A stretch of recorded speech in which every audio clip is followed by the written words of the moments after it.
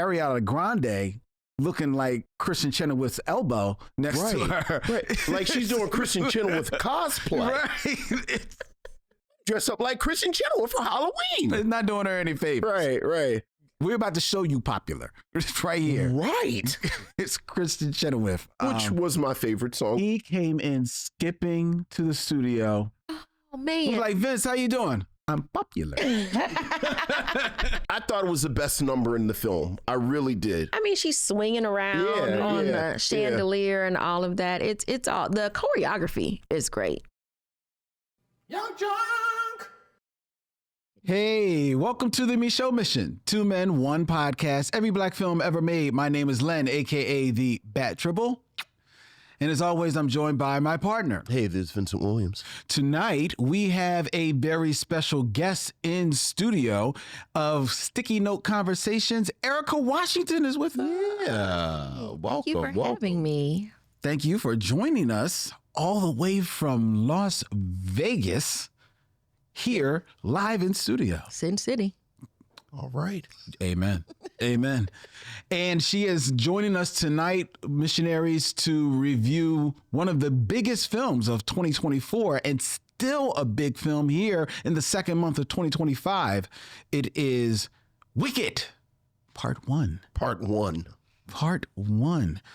Here for our review tonight on the Micheaux Mission, which is streaming live from Young Junk, Philadelphia's premier video podcast palace that is nestled in the town of Manayunk, which is surrounded by the city of brotherly love that is Philadelphia, which is the home of the E-A-G-L-E-S Eagles!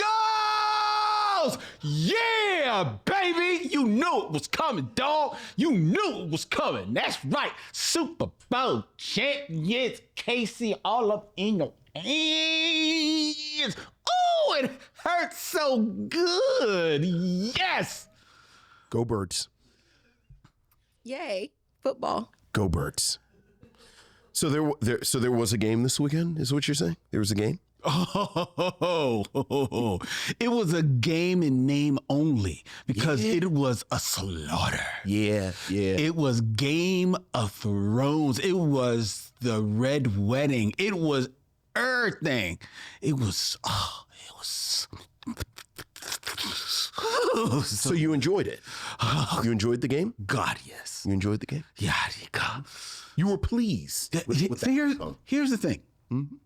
In 2017, well, actually, it happened in 2018, but it was the 2017 football season. Sure. When the Eagles won that Super Bowl, Yes. I did not watch that Super Bowl. Okay. So I haven't seen them play a Super Bowl until 2 years ago when I watched them play the Super Bowl, and they lost. Right. Great game, but they lost. Sure. So to sit and watch them decimate. I was about to say, because it seems like it was just an ongoing thing. Like I kept getting updates, and it was like an ass whooping. So in the first half, Kansas City had 23 total yards of offense. Which is not good for them. No, especially considering that the Eagles had 24 points. I know. At that point. Amazing context clues. Yes. Mm-hmm. Oh, hey, Erica's here. Hey. Just let them, I want you to bask Absolutely. in it. Do your thing, brother. I had to get it out there. I had to get it out there. I have not taken off this shirt in 2 days. You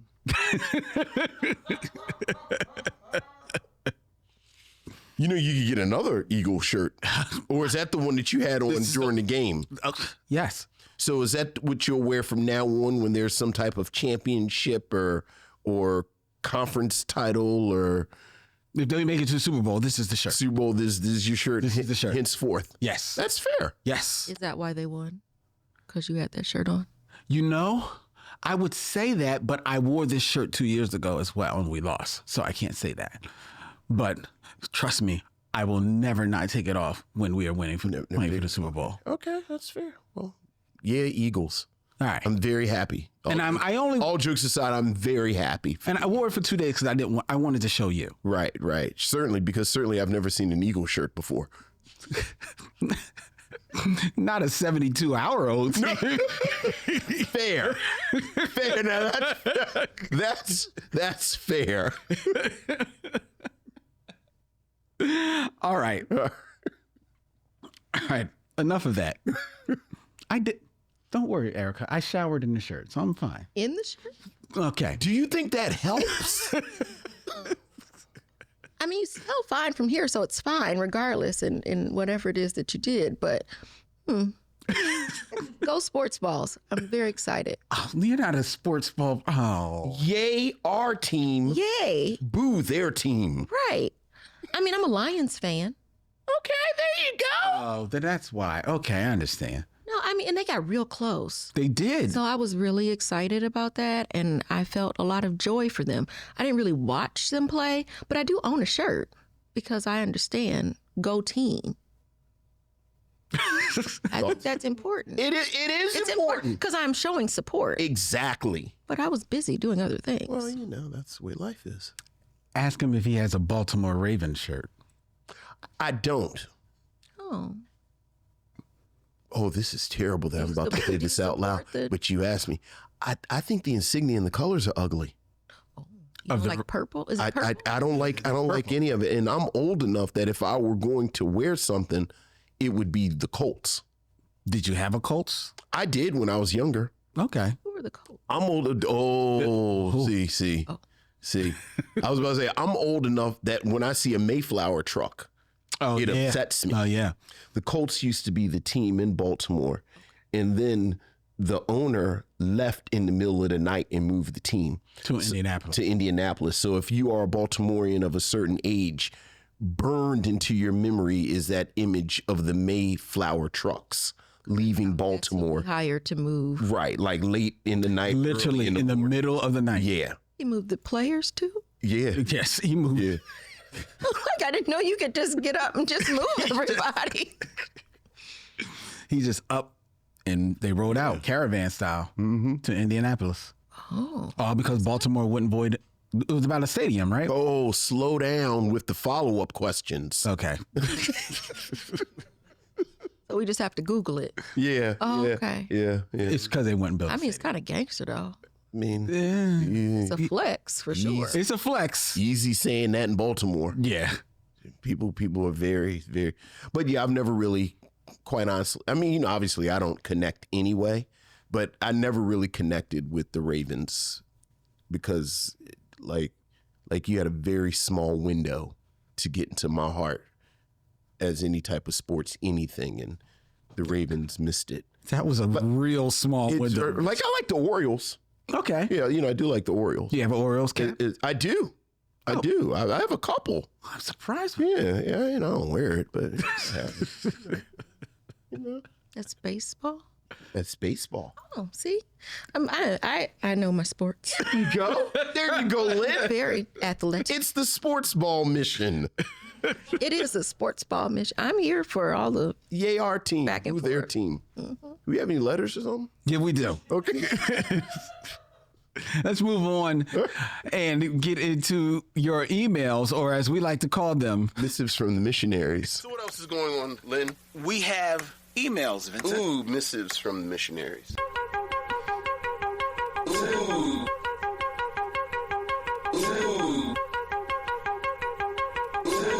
Missives from the missionaries.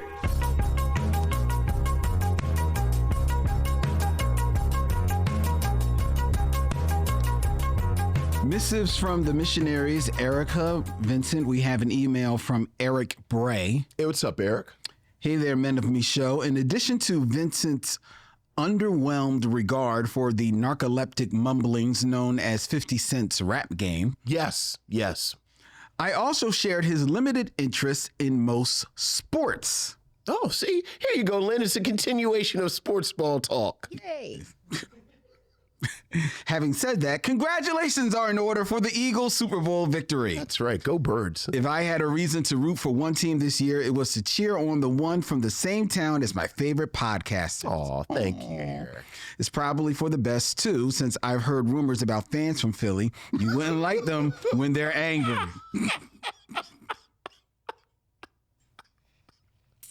We booed Santa Claus and Beyonce. That's Damn. Tough town. It's tough town. very true. But speaking of the Super Bowl, did either of you see at least the halftime? Oh, of show? course. Kendrick Lamar. What did you think of it? Oh, I thought it was brilliant. Yeah. I thought it was absolutely brilliant. I think he told a whole entire story on the field that I'm glad that I watched it afterwards so I could really understand and see all of it because I didn't watch it live because I didn't watch the game. But watching it and being able to see all of the clips and then all the hot takes that are on social media, you really every time you kind of uncover another layer of what he was saying and the fact that he was able to do it in front of the president we have now, it's dope. Yeah. Ditto. Just so many moments, and people are going to be talking and teaching this as a text going forward. Oh, yeah. Yeah, you want to talk about a flex. Yeah. That was yeah. flex and a half. Yeah. Eric continues, I also wanted to express my gratitude for Belinda Silber's email in your most recent episode concerning the 1936 film, The Petrified Forest. I watched it a couple of times myself and was similarly struck by the characterization of Slim. Her remarks are spot on. Other than Humphrey Bogart, he has more lines than the rest of his crew and seems to be higher in the pecking order. If anything, he acts as a sort of consigliere to Bogart, often advising that the gang clear out before it's too late. Counsel they would have been wise to have heeded in hindsight. Well, that's true. I also agree with Len that the scene where he mocks the chauffeur for looking to his boss for permission to eat was surprising. He more or less tells the hostage to get with the times in a line that could have been written 30 years later. The movie was actually filmed a couple of years after the Hays Code was put in place, but even post-code movies of the 30s had a slightly modern slant that seems to be missing in films from subsequent decades. Maybe if I spent less headspace on geeky trivia like that, I'd have more time for sports. Thanks, Eric Bray. Yeah, you all are really talking up this movie. It's a very interesting film. Yeah, excellent. Thank you, Eric. Thank you very much for your email, Eric. Appreciate that. We have an email from Nick Nicholas. Hey, what's up, Nick? Good evening, Len, Vincent, missionaries, and special guest. That's you. This past week was my birthday, and it was a great day for me. My birthday is iconic since I shared it with the incomparable Jay Dilla. Rest in peace. Nice. For the month of February, it is both Love Month and Black History Month. So to kick off this month of love, I watched Love Jones. Okay. I kind of want to do a series on black movies and their soundtracks. Which is better, the soundtrack or the movie? To kick this off, I chose Love Jones. When you think of Love Jones, which do you think of first, the soundtrack or the movie? Your criteria can be the impact, the stars, the highlights. Would love to hear your thoughts. Nick, when I think of Love Jones, I do think of the movie first, but I will say it is one of the few films that when I think of the movie, I do think of like the soundtrack, like almost as like in conjunction with the film. Like I'm thinking of scenes where the music is playing over the scenes.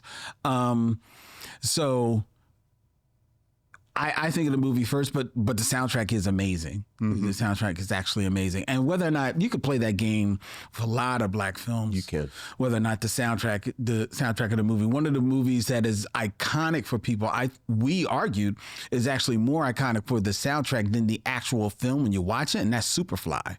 Right. Yeah, absolutely. Yeah. Yeah. I would say Boomerang too. I think Boomerang is a really good soundtrack. It's a great soundtrack. Do you think it surpasses the movie? I don't know if it surpasses the movie, but I think of them almost In conjunction. Yeah. Whereas Love Jones, I don't. But I do think of that one song. I only think of one song from Love Jones, and that's the song with the penny with the hole in it. The Unfair song. Yes, Yeah. that one. And that's the only song I could tell you from Love Jones, actually. But that's what I think of as soon as you said it. But other than that, Boomerang, like, it makes you think of Toni Braxton, Love Should Have Brought You Home Last Night. Like, that's the first thing that comes to my head. And then all the rest of the songs, because the whole soundtrack is pretty dope. I will say you're right, because there's a lot of needle drops in there. Like, 'cause I'm thinking, when I think of PM Dawn's song, I'm thinking of that moment in Boomerang. So, yeah, that's a very good one. I agree with both of you. I have nothing to add. All right. So thank you, Nick. Thank you for your email. Yeah. Appreciate that. We have an email from Michael Lockett. Hey, what's up, Michael? What's up, my brothers? I hope this week what's going well and the wilding out of Eagles fans has not left you and yours with any damaged property. Well, I didn't damage the mic, so we're good. Right. I'm not sure if Vince realizes how into sports Philly fans are, but anytime a fan base is putting batteries and snowballs to throw at Santa Claus during the Eagles-Giants game, I believe that was in the mid 80s. Yeah. Okay. Infamous. I'm going to move on down, Michael, before you... Yeah. And Michael, I am aware. I said it before we started taping. You have to keep up with sports in Philadelphia. It's like checking the weather. You do. Like you know, because the city has a palpable feel when we win or lose. So you need to know before you leave the house what you're headed into. That's true. That said, Michael continues, I respect the love you have for your teams. Moonwalker took me by surprise, the Michael Jackson film that we reviewed last week. Are you a fan of? I am, and I would like to say, I'll let you finish that email, but I was very disappointed in how you talked about Moonwalker. I felt like you just dogged it. She wasn't mad. She was disappointed. I was strong feeling. Well, let's put a pin on that. Let's put a pin in that. I wrote an email so you could read it while I was sitting here. I didn't just wait. It's snowing. Maybe you can go get a battery and put in a snowball. See, I don't know about that story, but I feel like I have so much to Google now. The Micheaux mission. You'll have so much to Google. Well, if you brought your sticky notes, and you can be like, I actually probably do have some sticky notes. There you go. At all times. Michael says, Moonwalker took me by surprise. I had not seen this prior, and from time to time, I get nostalgic for Michael Jackson's music and his videos. As odd as some things might be, this is undeniably one of the most creative projects from a musician-entertainer we've had. Without this, I believe we do not have Lemonade by Beyonce. Oh. It's odd in some places in retrospect, but I feel it is because we are looking at MJ through the lens of 2025. During my time travels, I first landed with you two on Sprung. Unfortunately, this is a bad day at work for Rusty Kundif, as well as Tisha Campbell, Paula J. Parker, and Joe Torre. Given Rusty's other work, I like to think there were some other factors that made this as bland and predictable as it was. I believe that if his other films had been bigger successes, this failure would not have sunk his film work for the most part. Black people should be allowed to fail just like their counterparts. I then landed in the 60s with All Night Long. It's a cool movie in every way, and anytime we get anybody that was in Truck Turner, I'm here for it. I'm not feeling it as a black movie, however. I never felt Shakespeare's gaze and creation of characters outside of white people was good at all. Each of these films really is indelibly a microcosm of their time period in history. Do you two think there are actors who could have successfully navigated the changing styles and had real success from the 60s to the present? In my opinion, I would say Denzel, born in 54, Alfred Woodard, born in 52, Angela Bassett, 58, and Dennis Haysbert, born also in 1954, could have done it. Anybody else who not only could have gotten in the barely cracked door, but remained relevant and grew in the craft. All the best, Michael Lockett. Thank you, Michael. Appreciate your email, Michael. And just to answer this question before we take on the topic of Moonwalker, in regards to actors that I think could have maybe stood the test, like if they worked during this moment, that moment in the past. Working it during this moment, it could have worked in the past. That's the question, right? Right. I think, all the people that he mentioned, there may be a little bit of a weird fit, but I think Delroy Lindo. Maybe. Might have been Delroy Lindo, I think his look is a little... Yeah, little polarizing for too that time. Africanized. For that time. For that moment. Yeah, that's a good point. And this may be his name, Yahya Abdul-Mateen. I think he has a look that I think he could have played in that time. Here's the problem with Yahya Abdul-Mateen, or the challenge I think he would have, that like he mentioned Dennis Haysbert, and I think Dennis Haysbert and quietly Denzel run up against this. Like, they're right. They're like, I think the sexualized black man is having a real hard time in the 50s. Like, I think Sidney Poitier and Harry Belafonte were able to kind of navigate that space just barely. Mm-hmm. Quite honestly, I feel like Denzel, and maybe it's sort of a chicken and egg thing, just because we've only seen him in modern times. Like, I don't know if he could dial it back enough to work in that space, but I'll go along with it. And Dennis Haysbert, I just feel like Dennis Haysbert is too tall, too dark. I was going to say, and his voice is too deep.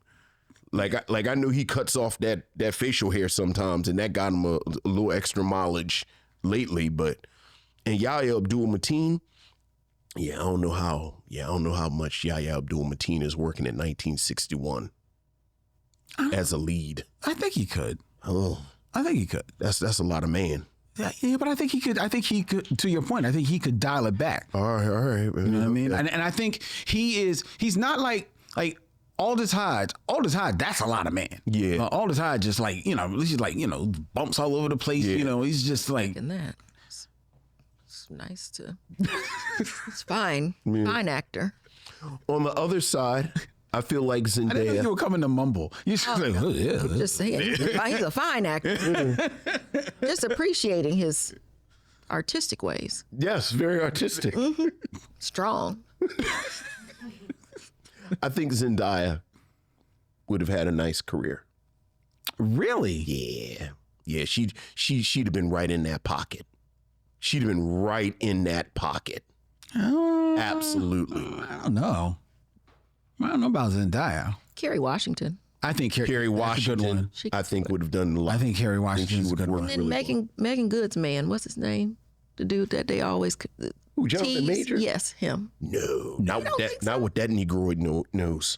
That nose. I mean, he could have played, leading. I think maybe not, but he certainly could have played. If Jonathan Majors, I got two words: Brock Peters. Well, see, I think Dennis Haysbert fits into the Brock Peters lane if he goes back there. I think, to your point, Jonathan Majors, if he's back in the 50s, I think he does work, but I think he's in the lane of Woody Strode. Right, which is not working that much at all. Yeah, but he was Sergeant Rutledge. Yeah, Jonathan Majors, them lips and that nose is too much of the continent in that. They ain't put a couple slave movies. Yeah, well, I don't know how much MGM and 20th Century. Right, exactly. Over on the side. And he can't be in the scene with Vivian Lee. No, he can't. Right. No. Frankly, Red, I don't give a damn. Come here, Jonathan. Anyway. Right. And then Dennis Haysbert's come in. You need something, Miss Scarlett? Dennis Haysbert.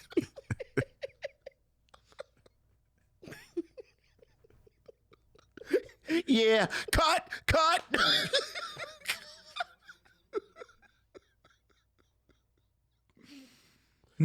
Yes, all right. I just came in from bussing the Chifferow. Does anyone need anything else from me before I retire to the quarters? All these stairs. Right. What am I going to do with all these stairs? Don't you worry about that, Miss Scarlett. I'll take care of it for you, Miss Scarlett. Red, I'll see you later this evening. Yeah. I don't give a damn if you come home. Right. Well. Hey, old burly, deep chest man. Have him somewhere with Doris Day. Yeah, Not Doris Day. yeah. Just rock on the door like, Doris. Doris. Right. Doris. Ooh, que sera, sera. Que sera. Ooh, whatever will be, will be. The future is ours to see. Que sera, sera. All right. But Michael Jackson, Yes.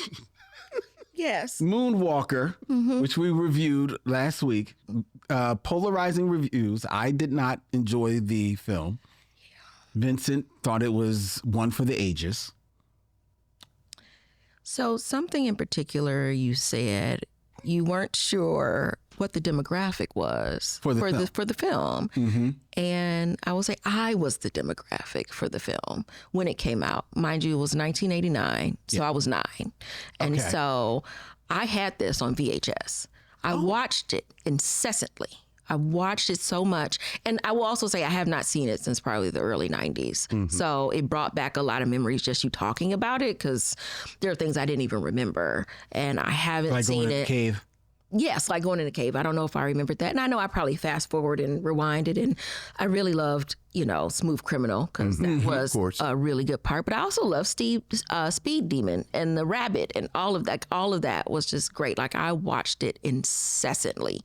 And so I do think that Moonwalker was meant partially for children a little bit in that way that, he was, it was family friendly sort of situation, but it was, I guess, probably really innovative at the time, to do what he did. And I was a big fan, of Michael Jackson. So yeah, I love, that was probably one of the top 5, like, memories of my childhood was having that VHS, because it was probably the first VHS that was mine and that I could just watch whenever I wanted to. And so yeah, I loved it. And so to hear you rag on it the way that you did was difficult. It really was difficult, but I understand you have views and opinions, but I wish they would have been different.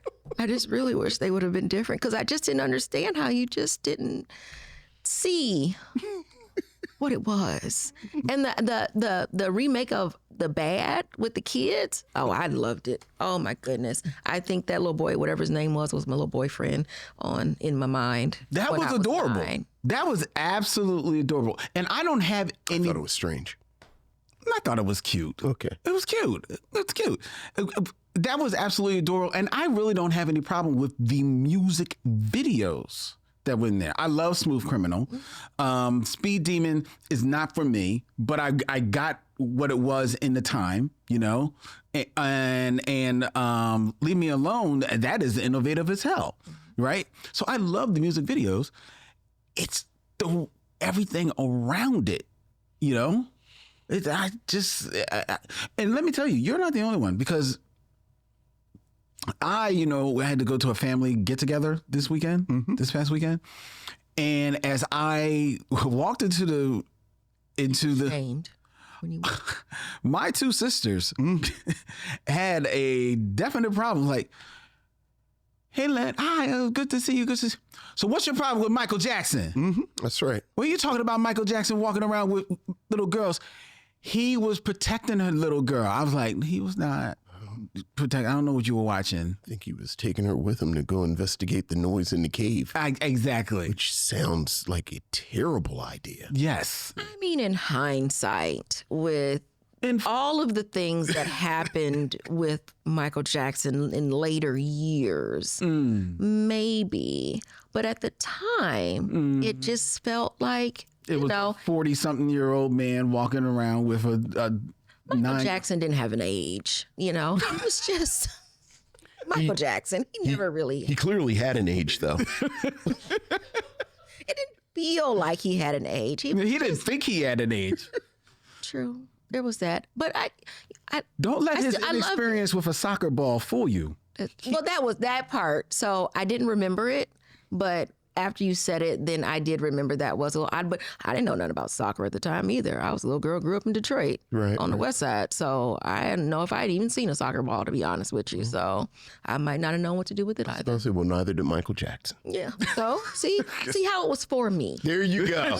There you go. Michael Jackson doesn't understand soccer. I don't understand soccer. We have so much in common. So much.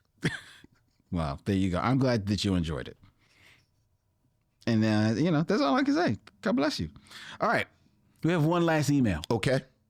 Unless you had anything else you wanted to say about Moonwalker. I have said my piece. You said your piece? I've said my piece. And we're good. Yes. All right. We are still friends. Nice. We have one last email. Mm-hmm.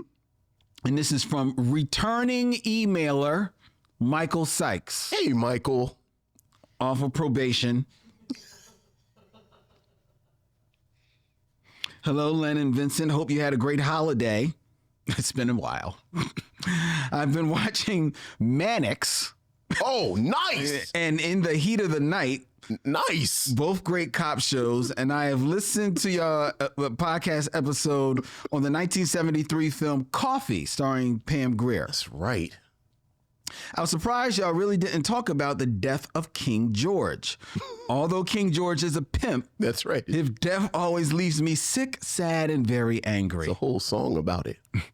His death reminds me a lot of James Byrd Jr.'s death in Jasper, Texas, 1998, and Brandon McKellen's in Paris, Texas, in 2008, whom both had similar deaths like King George, whom was dragged to death. I'm not comparing them to King George, just their deaths. There are probably many African Americans whom probably have been dragged, but we know nothing about them. Coffee is a good movie, but due to that scene, I've only watched it 2 times in my entire life. What are your thoughts on King George's death? P.S.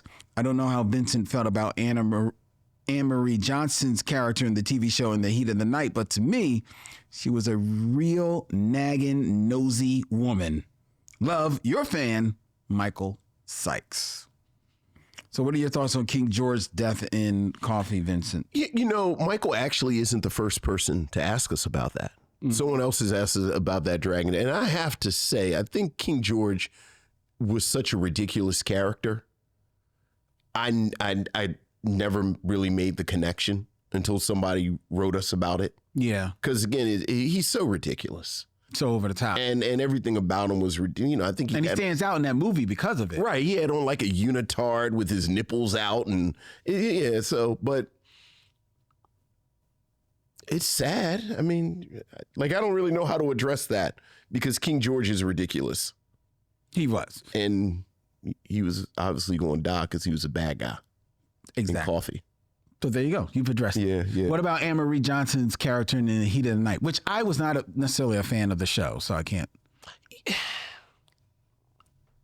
So here's the thing about Anne Marie Johnson in The Heat of the Night. And I see Thomas say, because, In The Heat of the Night is one of my, I'm fascinated by the show. Did you watch In The Heat of the Night at all? A little bit. Like with your grandmother? I was going to say with my grandma, I watched it. That just started like sweaty black people. Everybody looks so sweaty. I love television shows that the behind the scenes drama bleeds over onto the show and they try to kind of fix it and just fix it in post and it doesn't work. Like, for people who don't know, Howard Rollins really was, speaking of these black leading men, he was really the heir apparent. To Denzel. Yeah. And certainly, was this. And most people know, just real quick, most people probably know him more famously from Soldier Story. Right, which was his real coming out. Right. Like he had been in movies, but then after Soldier Story, which is, in a lot of ways is In the Heat of the Night riff. Mm-hmm. Everyone was like, oh, Howard Rollins is going to be. So then when they adapted In the Heat of the Night for television, he seemed perfect to play. And when you watch the first 5 or 6 episodes, he really is set up as the next it guy. Carol O'Connor is basically doing them a solid playing Chief Gillespie. But Howard Rollins famously had, he struggled with drug addiction. And, I don't think it's talking out of school at this point to say that I think he struggled with his sexuality to a certain degree. And in the 80s, he had these very public sort of things. Like I think at one point he had went on a bender and was in a dress. And so I always thought they brought Anne Marie Johnson into the show to say, hey, y'all, he's straight. Like it's 1983. I know we don't really want to deal with this stuff. Howard Rollins is sort of going off the rails. You know, Carol O'Connor's character is getting bigger and bigger in the show. And Virgil Tibbs, the character he plays, is clearly a heterosexual man. Here is his wife. Exactly. And they brought Anne Marie Johnson in, who, you know, I always like I like Anne Marie Johnson, but I don't think she really did much. She didn't do much for the show. Yeah. But again, like they kind of brought her in to kind of plug this hole. And it didn't work. It didn't work because his demons were eating at him. Yeah. Badly. Yeah. And that was a curse show because his demons ultimately get the better of him. And he leaves. He leaves and comes back, and eventually they write him out because remember they bring Carl Weathers in at some point, because I always say they bring Carl Weathers in as a sheriff and they give him a shirt, and Carl Weathers said, "You got one 2 sizes smaller than this." Medium. Right. Like he just busts out the shirt the whole time he's on there.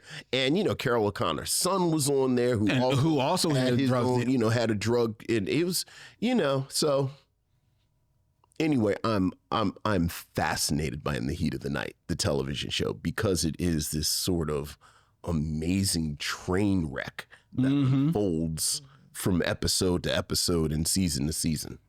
Yeah, there you go. But a real shame about Howard Rollins. Like I loved Howard Rollins. He was an excellent actor. He really was. He had it all. He had it all. Really sad story. And like you said, it was set up. It was set up for him. Dude. It was set up for him so much that when he signed the deal for In the Heat of the Night, some people were like, "Oh, dude, like the movies are set up for you. You sure you want to do this television, Right, but they had set it up like, again, it was and we're wrong. He wasn't the heir apparent to Denzel Washington. He was the heir apparent to Sidney Poitier. Oh, that's right, because Denzel comes after Howard Rollins. That's right. Right. Like he really was the guy. That's right. And it's just a really sad story. Yeah. Yeah. Homeboy too. He's from Baltimore. Yeah. So got caught in the wire. Don't do that. Don't do that. We're Howard Rollins. Okay. We can make Ravens jokes. We can't make Howard Rollins. Can't make Howard Rollins jokes. Yeah.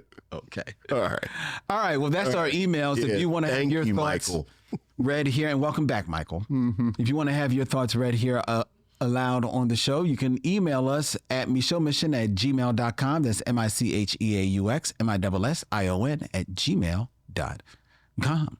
We're sitting here with Erica Washington of Sticky Note Conversations, a great podcast that she does that talks about, well, I'll let you tell the story about what the podcast is about, but I love the origin story in that it started because you just realized you had sticky notes all over the place. Yeah, there's a small obsession with sticky notes that I have, and I couldn't call it Post-its because, they don't pay me. We're not. No, that's right. So yeah, like I am the executive director of Make It Work Nevada, which is a nonprofit organization. We are a reproductive justice organization that advocates alongside and with Black women around anything and everything that you need in order to live your best life or your version of the American dream, as we like to say. And so that includes affordable childcare, equal pay, paid family leave, access to culturally competent doctors that actually give a crap about how we feel and, don't just blame it on weight or whatever. And so, we work on policy at the state and the federal level. But also my background is journalism. And so I worked for the only Black newspaper in the state of Nevada until it closed, which was in 2014. And that was the Las Vegas Sentinel Voice. And that's how I learned about Nevada and Las Vegas. Like I said, I grew up in Detroit. I moved to Las Vegas in 2008. What took you to Vegas? Nothing in particular. Honestly, we just pointed at the map and figured out where we could live. And yeah. And so my husband at the time and our 3 children moved there in 2008, but he had wanted to move and I didn't want to move. And he suggested Las Vegas. And I was like, who lives in Las Vegas? Like, who does that? You know, it didn't make any sense to me. And a part of that was because I had never been. I had never had a desire to go. And only thing I knew about Las Vegas is where old people went to vacation because my grandparents' friends went to Las Vegas and they brought back ashtrays and stuff like that. And so that was what and I knew that that's where like lounge acts and that sort of thing. That's all I knew. And so at the time I was a flight attendant. And so I have lived a lot of lives. And so I was a flight attendant. And so we could go out for free flew out and we stayed in a hotel on the Strip. And it was one of those, when you do the seminar, so you get a free place to stay. Oh, like timeshare. Timeshare. That's what we did. And so then we did that. So we had a place to stay and we took that time to just kind of look around and we got a real estate agent to show us around and show us where we should live and shouldn't live. And so we did that and we found a place and everything looked so shiny and bright out there. Like it really looked new because Vegas is not an old city, number one. And number two, like a lot of the houses were built in that people live in are in the 90s and the 2000s. So everything coming from Detroit, this just looked shiny. So we got there and then I couldn't find the Black people. Like I had no idea where the Black people were. And coming from Detroit, Black people were everywhere. Vegas, not so much. And so found a beauty supply store, found Black people. And I found the newspaper, the Las Vegas Sentinel-Voice. And so I decided I wanted to write for this paper. I had been freelancing, you know, random here and there. And so I told a little bit of a fib, as I would say, in front of my grandmother. And because I kept calling and wasn't getting an answer, you know, trying to talk to someone at the Sentinel-Voice. And so a friend that I had met after I got in there, I was in like these mommy play groups because my kids were really small. She let me borrow her camera. She had one of those nice DSLR cameras. Nice. And she let me borrow it. And so I had reached out to a PR person because there was a show being performed on the Strip. It was a Jacarius Johnson show. I don't even remember the name of it, but Brian McKnight was in it, Vivica Fox, and the girl who plays Charmaine on The Cosby Show. I can't remember her name. And so... You know. The short one. Yeah, I'm looking right at her. Right. Because she was also in a different world. Yes. And so I reached out and I said, I'd love to do a story on this show because these type of shows are never on the Strip. And so she's like, okay, for who? And I said, I'm going to write it for the Las Vegas Sentinel-Voice.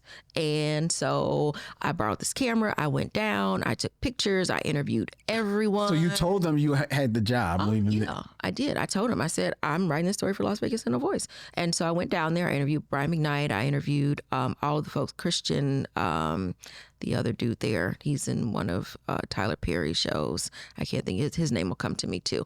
But I interviewed everybody. Like I stayed almost the entire day because I was also a little bit inexperienced in doing this sort of like work. And so I went home and I wrote the story. And then I just went down to Sentinel-Voice to the it was a house that was made into an office, and I knocked on the door and the publisher answered. His name is Ramon Savoy. And I said, here you go. I wrote this story. You should publish it and you should pay me and you should hire me. And that was all she wrote. And he became one of my favorite people in the world. He's a mentor to me still to this day. And I wrote for the paper until it closed. Nice. So yeah. And so I love journalism. So he introduced me to all of the people that I am now connected to in Vegas. So I wrote stories about these people and followed their careers and realized that Las Vegas and Nevada is a really small place, and it's not out of the ordinary to be able to talk to the attorney general or senator or what have you. And that's not the same in a lot of places. And so I learned about the history of Las Vegas, how segregated it was, which I didn't know, you know, because you don't have that expectation of a place like Las Vegas because it's not in the South, but it also has a nickname, Mississippi of the West. And so because it was so segregated, and so I learned all of this. And so I did this and did some other things until I got involved in doing social justice work.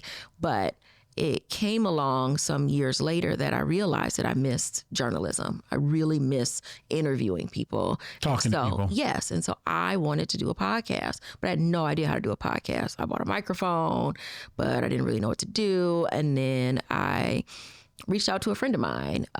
His name is Will Black. And I told him I want to do a podcast. And he's like, okay.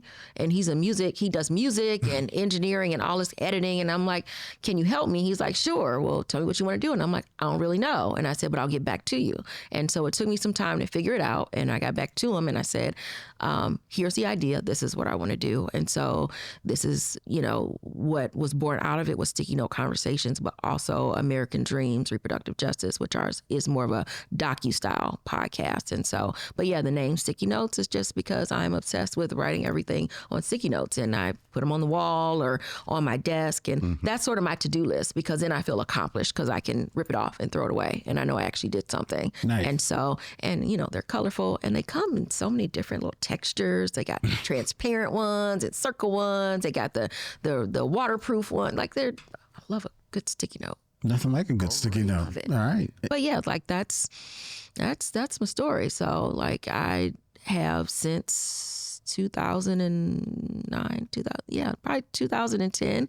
Like that was really the start of my radicalization and my political like awakening, I guess, was getting to Las Vegas and realizing that there's so much that we don't know, and we're all just so siloed in all of these different places with all of these same struggles, but we don't get a chance to hear about them or talk about them because we feel like we're the only ones doing whatever it is we're doing, whatever that struggle is. And you realize it's not. And people don't think about that, especially in Las Vegas. Well, one, people don't think about what people do in Las Vegas besides what people come to do in Las Vegas. Right. But what do people who live there do, and what have their lives been like? Las Vegas, which is in Clark County, is the 5th largest school district in the whole country. Wow. The 5th largest. And so people don't think about that when you don't think about how many children that is. And so, and all of these parents that work, a lot of them in the hospitality industry, that they're so dependent on, you know, everyone having, you know, just play money to come and just like have to throw away. If you don't have throwaway money, then you're not coming to Vegas. That's and right. If you're not coming to Vegas with your throwaway money, then children, you know, aren't going to have what they need. It's, you know, it's an interesting place in which to live and work. And now that's your home. It is part-time. Okay. Part-time your home. So It's part-time at home. So you split time between that and Detroit? Or? No, actually, I split my time between Vegas and St. Louis. Actually, that's a whole other story. Oh, okay, all right. That's a whole nother story. But yeah. So I can't call myself bi-coastal because there's no coast on either one of those. Right. But yeah, I split my time between the two. That's where I was born, was in St. Louis. And so my uncle's there. And so close to family. And I'll be honest, I missed seeing Black people all the time. I know that's right. That I can see them all the time. Whereas in Vegas, you can, but you don't in the same way. And so it's just it's a different vibe. Sure. And so I grew up in the Midwest. I always considered myself a very Midwestern, East Coast type of girl. And so I miss seasons too. No. Vegas is too sunny. Well, welcome to the I was snow. about to say, we got something There's for you. snow outside. You know, adds a little moisture to your hair. You know, I'm not ashy. Yeah.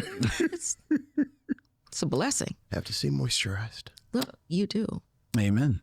All right.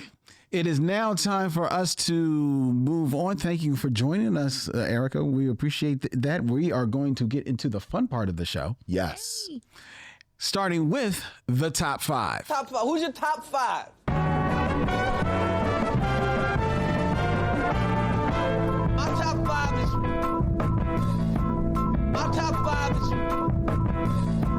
My top five is. My top five is. My top five is. My top five is. My top five is. All right, before we get into the top five, the actress that we were thinking of was Karen Molina White. Yes. Plays Charmaine on The Cosby Show. And now it's time for the top five. Keeping in theme, we are going to be reviewing Wicked tonight, which is derived from the Frank L. Baum's Oz series of books. Yes. Specifically from the Wizard of Oz book. And features Cynthia Erivo as the Wicked Witch of the West, or Elphaba. Elphaba. Elphaba. Elphaba. As the witch in that film. So for the top five, we have the top five black witches. Oh, okay. All right.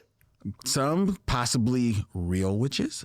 Possibly. Possibly some for more fictional depictions. All right. Starting with number 5, the unsung star of the chilling adventures of Sabrina. Oh, yeah. Prudence Knight Blackwood, played by Tatiana Gabrielle.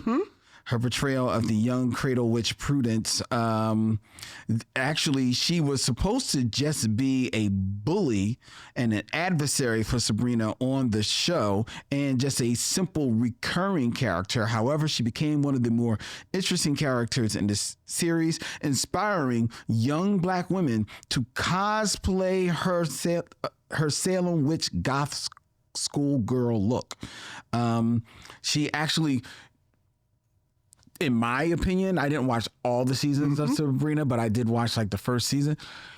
She damn near stole the show. She 100% stole the show, and I don't know why they didn't have a spinoff, because at one point, spoiler, she and Sabrina's black cousin started dating, and I was like, oh, well, clearly they need to run off and have black witch warlock adventures. Yeah, I think Sabrina kind of like it. It kind of shot its little real crawled up its own behind, and as some of the things. Yeah, they do. But yeah, she was fantastic. Yeah, that was actually good. Did you watch Sabrina?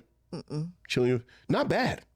I never seen. I remember the white girl Sabrina. Oh no, this is a white girl. It's a white girl, but this is it was like a horror retelling of the Sabrina thing. So not like the jokey show. Sabrina the Teenage Witch. It is Sabrina. If you remember, they reimagined it as a horror series. Remember a few years ago when the CW did the show Riverdale, which was kind of like this Archie 90210 of Archie. Serious Archie. So based on the success of that, they went to the well again for Sabrina. Oh, I missed that. But had it more of a horror bent. And the other beautiful part about it is that it was on Netflix.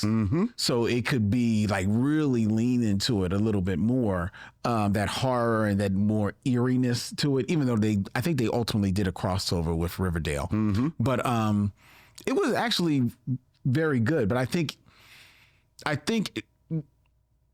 two things hurt it. One, as much as it leaned in because of Netflix, it still was kind of like set in that Riverdale world. So that tone sometimes would fall into it. And two, because Riverdale was on network television, it was in that cycle of we're creating shows every season. And I think Sabrina fell into that trap, as opposed to taking advantage of the what streaming gives you is that option to like go away for a year, really recharge your batteries, and really cook and make sure that story is tight and the best story around. And I think they just, at the time that came out, they didn't take full advantage of that. So I think they shot there a little too quick. Yeah. But it was good. I don't like horror things. Okay. You don't like horror? I don't like horror at all. Oh, then you wouldn't like this. I don't. I think it's scary enough to be black in America. I don't really need to go looking for things to scare me. It's unnecessary. That's fair. Speaking of being scary to be black in America, number 4 We had the character of Letitia Lewis, also known as Letty, played by Journey Smollett from Lovecraft Country. Letitia may have been stubborn, but she was brave and had many memorable scenes in that HBO series, which tragically was only one season.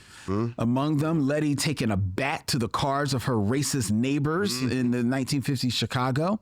The scene where she stood in a prayer circle to free the trapped spirits of black folks unethically experimented on and killed by a racist white scientist. And probably one of the best scenes ever, Letty stripped this sinister Christine and all other white people of magic forever, locking magic in the hands of black people going forward. Lovecraft Country was phenomenal, groundbreaking,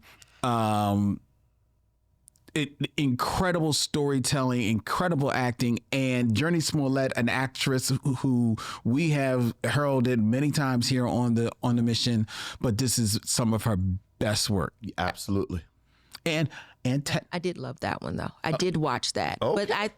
but I had to brace myself with it because it was gory, and it was there was gory part, and I really struggled with that because I just don't like gory, but I did like what they were doing, and I think because it was historical, and I Yes. think that's what drew me love into it. it. And I was also just such a fan of Michael K. Williams. Like I loved Michael K. Williams, so anything he was in, I was going to give a try. So and I love that movie kind of like that movie series allowed him an opportunity to really play against type a little bit. Yeah. So good. So good. Oh, that was great. All right. Number three. Number three, We have two witches actually tied Okay. for number 3. Moselle and Elzora from Eve's Bayou. I know that is right. another favorite with Journey. Yes. Moselle Baptiste Delacroix, Yes, sir. played by Debbie Morgan. Yes, And Lord. the powerful Elzora, played by Diane Carroll. That's right. Eve's Bayou gently teases the supernatural, but is remarkably accurate when it comes to its approach to root work. In the film, the term voodoo is inaccurately used, but I've also seen that as being due to the story being from the perspective of a 10-year-old girl. And actress Debbie Morgan lends a quiet strength and fierce empathy to her character. And Diane Carroll, well, what can be said of Diane Carroll in one of probably the last great roles of her career, who doesn't have a whole lot of line, doesn't have a incredibly whole lot of scenes. But man, I don't need no cat bones to tell your fortune, Moselle Baptiste. It is death. You are the Black Widow. That movie is just that's like top 5 like black movie, just movie 100%. period. Like it's just I can watch it at any time. yeah. At any time, and it's so deep. And then watching it later in life, also just really trying to understand like what really happened with the older daughter. Like it feels so confusing all the time. And then big fan of Debbie Morgan. I actually got to interview her years and years ago. Yeah? Yes. How was that? It was amazing. It was amazing. She said, let's eat pomegranates till the juice runs down, gets in our fingers. Oh, I love Moselle. I love East Bayou is like top 3 favorite movies all time. Number 2. I'll say I don't know who's above them two. Well, number 2, now we move into the historic Okay. witches. I know. And then number 2, we have Tituba. Okay. All right, one of fair. the most iconic Fair. figures linked Fair. to the Salem witch trials, occupies a complex space in history. Enslaved and brought from Barbados, Tituba's alleged involvement began when two young girls accused her of practicing witchcraft. Her vivid confession, likely a blend of African, Native American, and Caribbean spiritual practices, captivated Puritan society and ignited a deadly hysteria. Though often portrayed through stereotypes, Tituba has emerged in contemporary culture as a symbol of resilience. Her story speaks to the survival and adaptability of marginalized voices, challenging us to reflect on social forces that villainize her and other Black women. However, Stacy Schiff wrote for the Smithsonian Magazine that described as an Indian no fewer than 15 times in the court papers. Tituba's legend would go on to shift shape over time. Scholars have noted Tituba evolved over 2 centuries from Indian to half Black to Black, with assists from Henry Wadsworth Longfellow, historian George Bancroft, and William Carlos Williams. And by the time Arthur Miller wrote The Crucible in 1952, Tituba was at that point seen as a Negro slave. So just saying there's some ambiguity to her actual heritage, but definitely a story from historic fiction in regards to not fiction, from history, Right. of the Salem witch trials. And you're familiar with the story of Tituba. I am. Fascinating story. Absolutely fascinating. You covered, yeah, witches in general in history, where it's like, is this a witch or is this just a powerful woman? Which is almost always what it Right. And then you kind of fold race onto it. Don't get me started. All right. But then, of course, number one was, speaking of the Super Bowl, I know who number one is. Super Bowl because it was in New Orleans. Go. Yes. Yes. That would be Marie Laveau, That's right. Voodoo Queen of New Orleans. Marie Laveau stands as an enduring symbol of mystical power and community influence. Born into a Creole family, Laveau lived through between 2 worlds, practicing Catholicism while serving as a leading figure in voodoo. Known as the Voodoo Queen, Laveau's work as a healer and spiritual guide earned her a lasting reputation. Her influence spanned New Orleans' social spectrum, drawing both enslaved Africans seeking liberation and white patrons hoping for protection or favors. Today, she remains a powerful figure in the cultural and spiritual fabric of New Orleans, celebrated as an icon of resistance and community strength, and was famously played by Angela Bassett. Yeah, in American Horror. American Horror, yeah. I didn't watch that. That was too scary for me. No, I didn't. I certainly didn't see it. Yeah. I've never seen that, or like Black Mirror or any of those. So Oh, well, Black Mirror is horror. That's sci-fi. It can get scary. it looks scary. It can be scary. Look, the previews look scary, and that was enough for me. But I've also never seen I like American the cut Horror. of your jib. Look, I take what I see. I have to judge the book by the cover. I know that's right. Okay, fair enough. I'm not gonna be up all night. I know that's right. I ain't mad at you.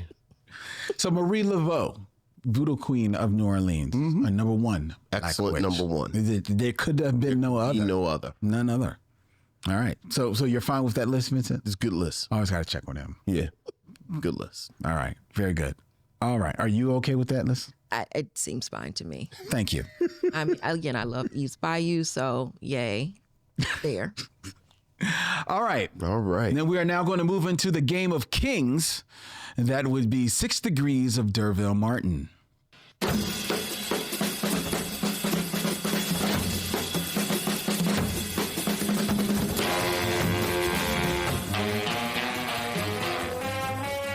Six Degrees of D'Urville Martin, where I come up with 2 actors, and Vincent and his lifeline, Erica Washington of Sticky Note Conversations, All right. have 6 films or less to connect them to that 70s warlock, Oh, yeah.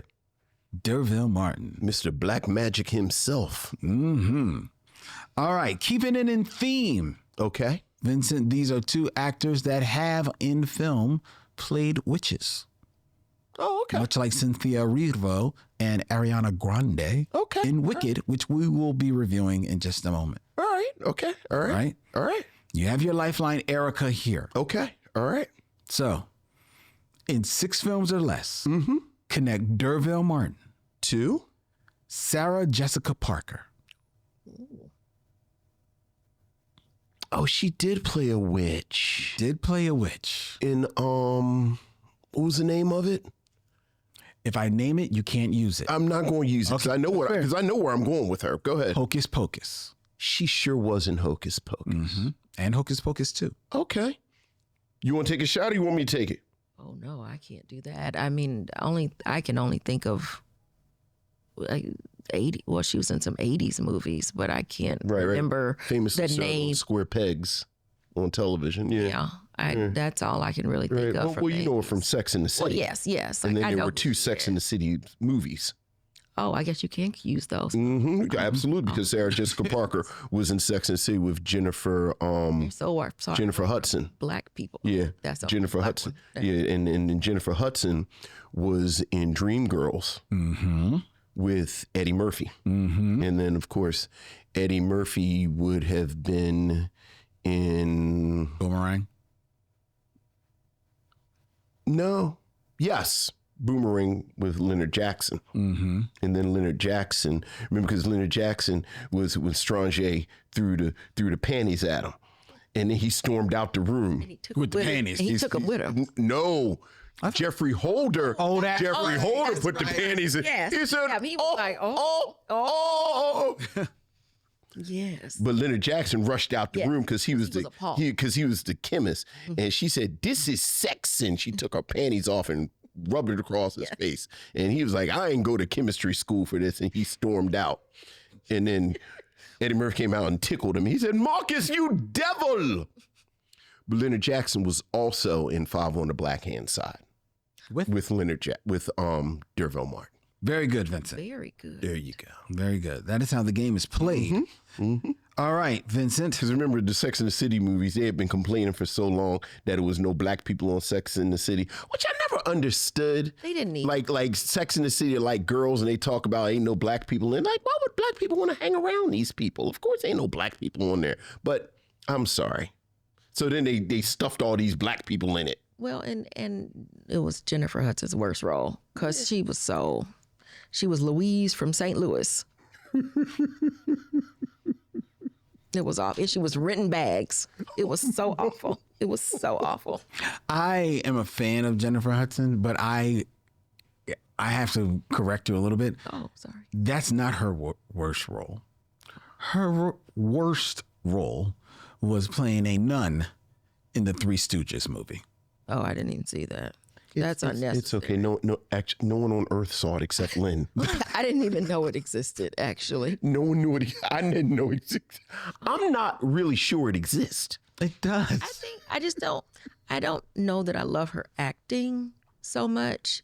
It doesn't feel, it feels contrived maybe. I don't know. It feels she's trying too hard or something to be like sort of country ghetto or something, and it just doesn't feel right. And so I agree. I think she's a good personality. I think I've never actually seen her talk show, but you know the spirit line is great, and so seem to love it. And so I think that's a better route for her. She's a good singer. Well, I will say the Aretha Franklin movie was good. I didn't see I that. still haven't seen it. You haven't seen it? No, speaking of Cynthia Erivo, My I goodness. saw Cynthia Erivo's, which I thought That one I didn't see, I thought it was surprisingly good. and I was on the fence about seeing it because it didn't feel like it would was fit. surprisingly good. Interesting. Yeah. Heard I that. guess I'll watch it. Yeah, but who else is a witch besides Sarah Jessica Parker? Who that's quite a pull right there. Well, here's another one. Hopefully, see if this is a little bit more challenging. In 6 films or less, connect Derville Martin to Two. Mila Kunis. That's the girl from that 70s show. Yeah, what was she a witch in? Okay, because you won't be able to use this. She played in this film titled Theodora, the Wicked Witch of the West, in Oz the Great and Powerful. Oh, her. Because I only know her. No, I know her in a couple of movies, but the easiest one would, of course. I know which one you're going. Of course, because we've talked about her on here. She was actually pretty good in it. She's actually very good. Yeah, she's actually pretty good in it. But yeah, Derville Martin, Five on the Black Hand Side, with Dick Anthony Williams, who's in Mo Better Blues, with Denzel Washington, who is, of course, in The Book of Eli. With Mila Kunis. Very good. Yeah. Yeah, I was trying. What could I? Was she in something with Justin Timberlake? I mean, probably, but I don't know all like her movies. The movie I was actually thinking in, she was in the first one, was it? Oh, she was also in Ted with Marky Mark. She wasn't Ted. Yeah, she wasn't Ted. So I could use Marky Mark. I know you love Ted. Love is strong, but Ted entertains me much. I'm a little ashamed by how much Ted entertains me. Yeah. Like Ted 2, Ted the television show. I know. You just, for some reason. I know. It's really lowbrow, but it does. Hitting facts. Yeah. I actually thought that she wasn't bad, and I wanted to look it up to make sure this was the film. The Spy Who Dumped Me with Kate McKinnon. I never saw that.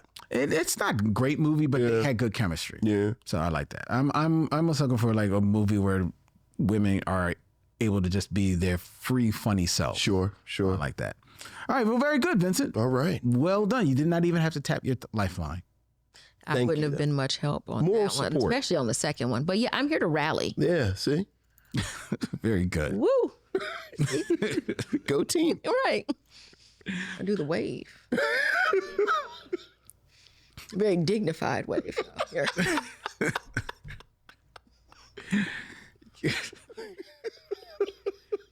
You said you were like a airline attendant?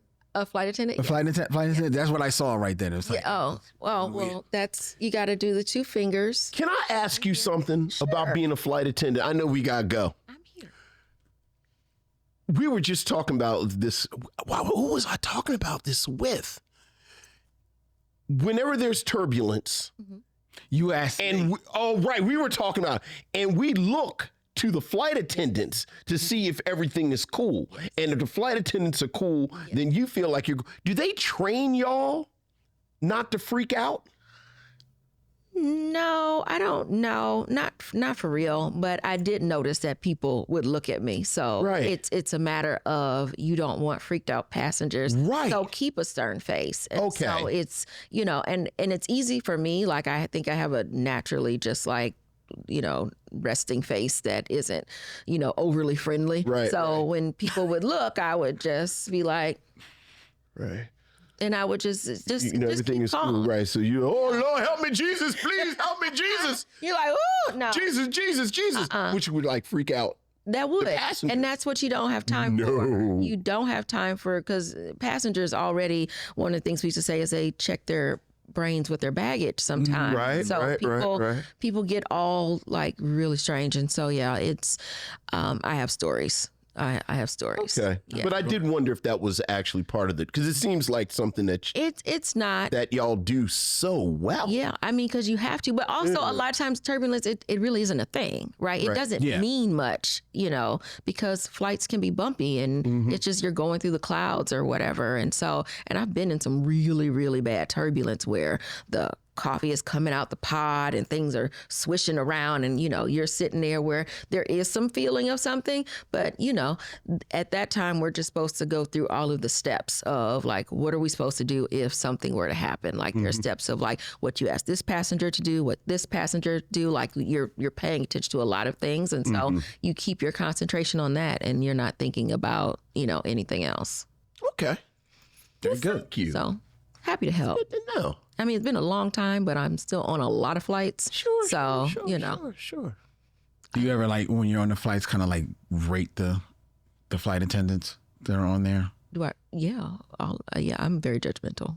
Yeah. Yeah, because, times have really changed, because, even when I was a flight attendant, which was in the early 2000s, up until I went on maternity leave with my youngest, who is now 17. So it's been a lot of years since I was a flight attendant. But even then they talked about how, because it was all about appearance and how you look. Like being a flight attendant was really all about how you look, like hair pent up. And, at one point you couldn't weigh too much and all of that. And that wasn't a thing, when I was a flight attendant because, laws have changed. But it was still very much The culture. Yes, you have to present yourself in a certain kind of way. And so I see some FAs now and I'm like, Times have changed. Look at you. Not even combing your hair good type of thing. That's what I start to feel like my grandma a little bit. But yeah, people are a little sloppier than they used to be. And it feels more like a fast food job sometimes that you see as opposed to fine dining when you go out. There's a big difference when you go to a 5-star restaurant with 5 dollar signs next to it as opposed to going to, Applebee's. Yeah. And so that's sometimes what I think it feels like, even if you're sitting in first class. And, it's a little bit of a shame. Yeah, I did notice that. The last time I took a flight, that like there was not even like a uniform like regularity to how they dressed. Yeah, sometimes. So, I do judge them. I just need you to hand me the can of ginger ale when you pour my ginger ale because I'm a grown adult man and I want a whole can of soda. Well, they try to make it stretch so that, like you hand me that little cup with this, and then like, can I have the rest? If you ask, you'll usually get it. I know, but then now it's this energy. Like suddenly I'm greedy. You're right. Like I'm greedy because as an adult man, I want an entire can of ginger ale. Okay. I always gave people the whole can. Good for you. All right, let's get into our review of Wicked. Woo! Excited. The wave again. We're ready.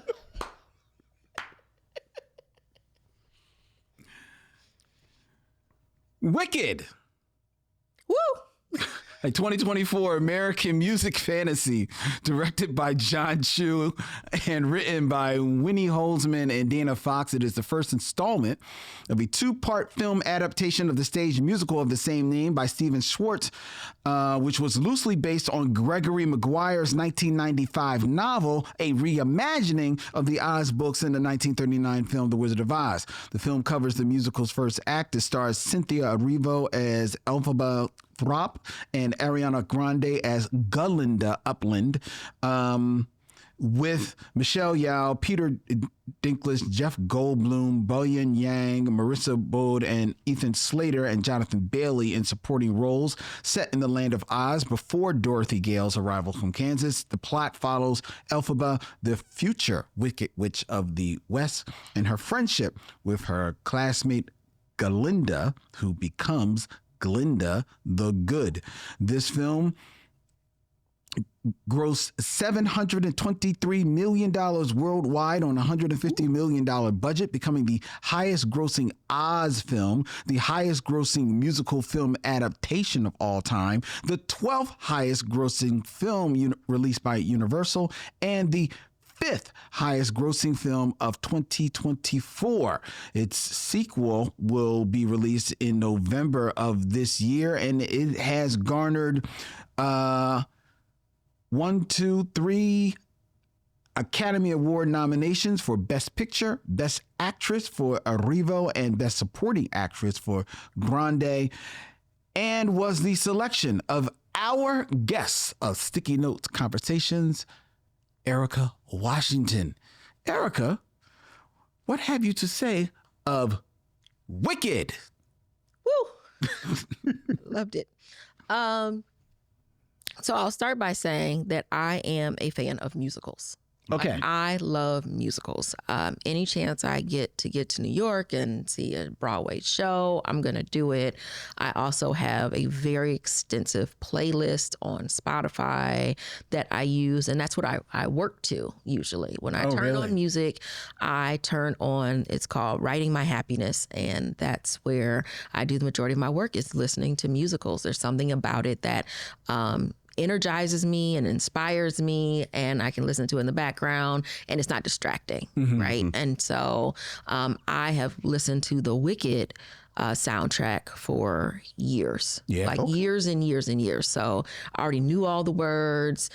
Even before I'd ever seen the show, like on a stage, I already knew all the words. And so, but actually being able to see it, and I think seeing it on the big screen, first thing I'll say is like the cinematography is beautiful. Like it's so pretty to look at. Yes. And, you know, it's just grand, the whole thing. And I think that the casting was also excellent. I think that even looking at like a lot of the extras, the munchkins, they're very colorful. You know, it was a lot of DEI, I guess, in there. Like there's just a lot of diversity in the cast. And It was made the right year. yeah, and right. And so I loved all of that. And although I had known, again, all of the words, it was different to watch it. And when I watched it, and the reason why I even suggested this movie for this show, talking about, you know, Black films, is because how it made me feel. Okay. And with Cynthia Erivo playing Elphaba, it took on this space of really feeling like how Black women have been treated for hundreds and hundreds of years. And it was really just off the color of her skin. That really, she was not deformed in any way. She didn't, you know, no one even thought of her as a witch. Like no one cared about magical powers, even though she showcased them as a child. No one was like, oh, it's because she's got magic. Like that's why. It was literally off of the color of her skin that she was being judged, and judged harshly by everyone, including her own father. I know. Who was really crappy to her. And so watching this movie, it made me think about Sarah Bartman, and who was a South African woman born in the 1700s, who was paraded around because of what she looked like, and she was also called the Venus Hottentot, and so she had this very large derriere, and you know, and her vagina looked different, I guess, compared to whatever they thought it was supposed to look like. And so she was on display like a circus animal, and was even after she died. That's right. And it was just about how she looked, and they didn't treat her like a human being. They didn't think she was a human being. And it also made me think of Lucy Betsy, and I never pronounce her name right, so I apologize ahead of time, but it's Arnika, I think it's Arnika, Lucy, Betsy, and Arnika. They were three Black women, enslaved Black women in the United States, who were used as guinea pigs by J. Marion Sims, who's known as the father of gynecology. So, you know, he helped create all these different instruments, but he did it off of experimenting on Black women because we didn't feel pain. Right. And so since we didn't feel pain, they could just do whatever they wanted to. And so it also made me think of that. And it made me think of how Elphaba just wanted to be. And even at a moment when she had a chance, because the wizard asked, basically, do you not want to be green? And she'd say no. She was like, no, that's not what I want. There was something else that she wanted more, which was to protect these animals that were being caged. And so, you know, she wasn't thinking about herself. She was thinking about her community. So again, I go back to thinking about Black women and how Black women have been this source of power and this source of community, and have held neighborhoods and whole communities together because they felt like they had to, you know, and they did it, you know, in spite of like whatever harm it was causing to them. And also thinking about the relationship between Elphaba and Galinda. You know, right. And so here you are with this pretty princess looking young woman, blonde, who She's popular. She's very popular. And, you know, she wants to take on Elphaba as a project. She's like, let me make her a project, and I can make you better, and I can make you different. And she didn't have any desire to be different. And she, you know, quote unquote, or I should say in air quotes, befriends her. And Elphaba gives her a gift of allowing her to then take the classes that the teacher didn't even want her in. And she allows her into this space or welcomes her into this space. And even in the end, when they announce over the loudspeaker that Elphaba is a witch and she did all this and she shouldn't be trusted, Galinda stands there. Yeah. She stands there and was like, well, you could just go apologize to the wizard. Sure. Like it was so lost on her own humanity. She did not see humanity Of course in Elphaba. And so all of this for me just sort of like brings home just this cycle that I've seen constantly, especially in the work that I do, and especially thinking about politics and how the 92% of Black women that shows up in elections and, you know, not even just this election, but every single one of them. Right. Yet, and that's, we're thanked for 5 minutes and the whole trust Black women and that sort of, it's a campaign because it's a fad, but then it goes away. And so, but we don't feel that sense of unity. You know, I also think about Ain't I a Woman, you know, and think about, you know, that speech about, you know, am I not as deserving for a man to hold a door open and to not be caught in the rain and that sort of thing.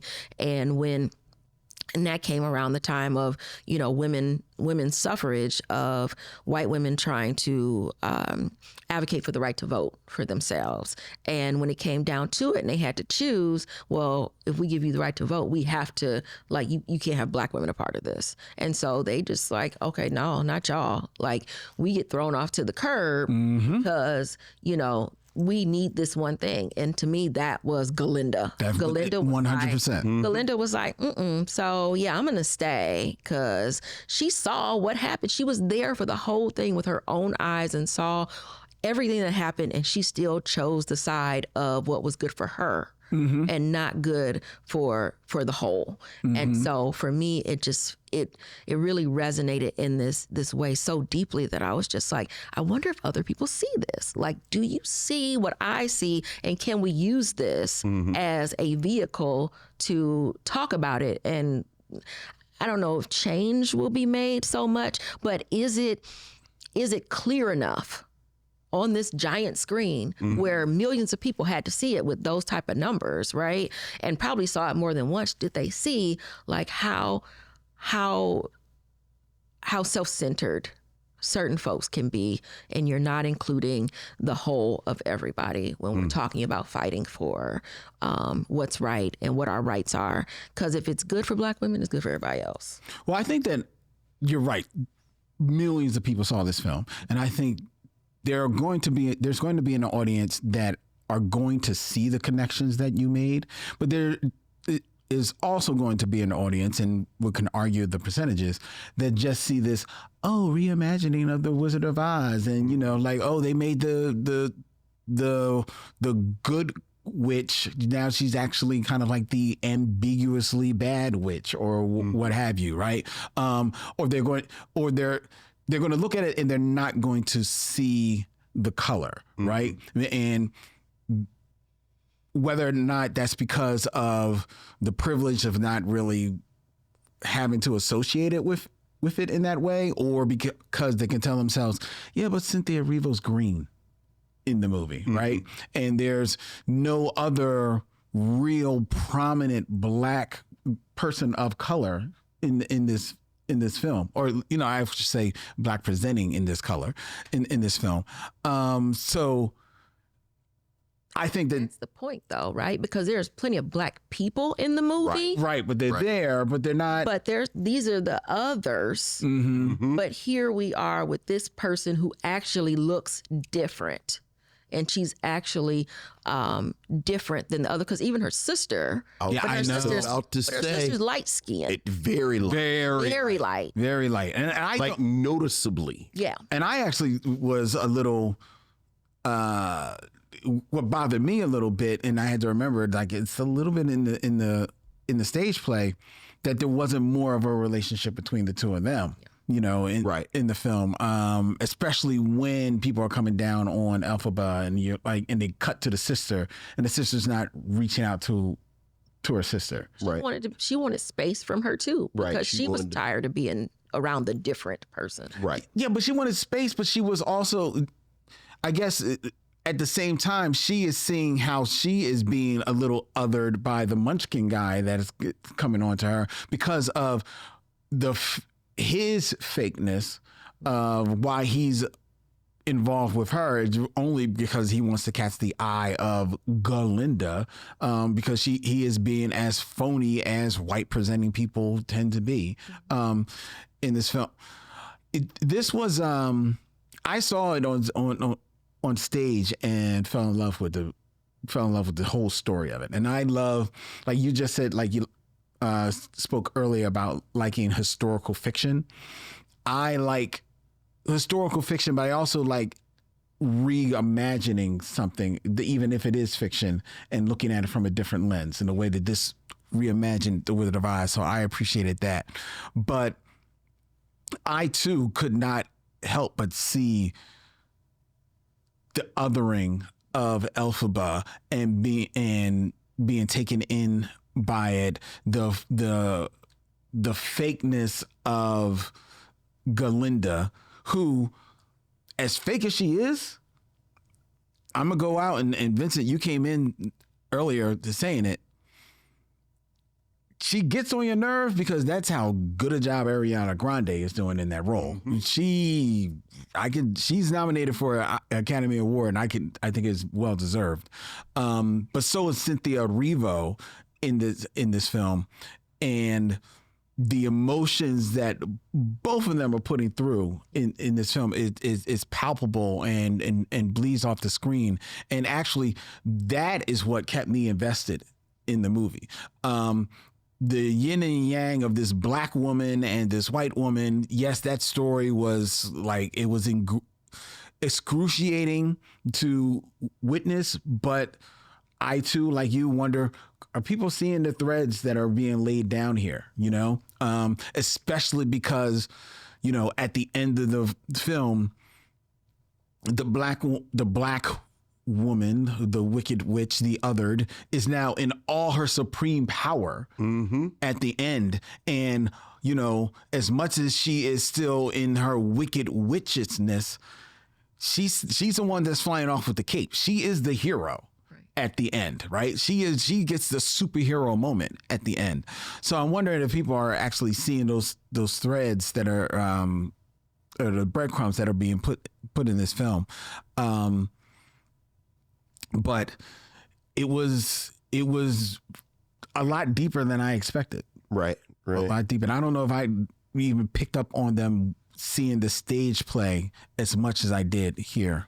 Well, I think, to why we're talking about it on here, I think when it came up before, and I've said, I know I've seen this on stage at least twice, and have no memories of it. Like it really left no mark on me whatsoever. Yeah, I really, I do my best not to yuck people's yum. So, it wasn't my thing. People seem to like it. That's your thing. Right. It didn't leave a mark on me. And I do think part of the reason is it's sort of one of my pet peeves generally about science fiction and genre fiction, where these white creators love to talk about race without actually having any black people. Like, we don't get that yucky black people in my stuff. And I do think as a text and historically, this has been a story where they talk about, we need to celebrate diversity, and, this person's being picked on because they're different, but we don't have any black people involved in it. And it fell under that. But I was fascinated by this casting, because when you actually cast Cynthia Erivo in this role, as you all have said, there is an edge to this story that I don't think you have on stage when everyone is white. Right. And the fact that Cynthia Erivo is this black woman is very much a black woman, regardless of the green makeup. I do think it was a choice to make her sister this very light-skinned, almost passing woman, so that the one true, not true, but the one visually black person is the one being just sort of ostracized, being teased, and to being set up, and this Galinda character who textually is set up as this kind of fake, superficial character. When you contrast this very blonde, very white, very pink wearing, ultra feminized, very fake character with Elphaba, but now being played by a black woman, there is this wonderful edge to it that, I'm not going to go so far as to say, I loved it, because I do think like 2.5 hours. Like, I don't know if the juice was worth the squeeze for 2.5 hours, but it certainly kept me invested way more than I think I would have been if Cynthia Erivo was not cast. Having said that, the irony, or to contradict myself, I think Ariana Grande is better than Cynthia Erivo in this. Like, I think Ariana Grande was actually great in this role, and she's got this pep, and she's got this sort of real tongue-in-cheek performance that she does in it, and I think Cynthia Erivo is good and everything, but this sort of dynamic between them, I thought, I was like, Cynthia, I need you to bring it a little more, because Ariana Grande is really killing it.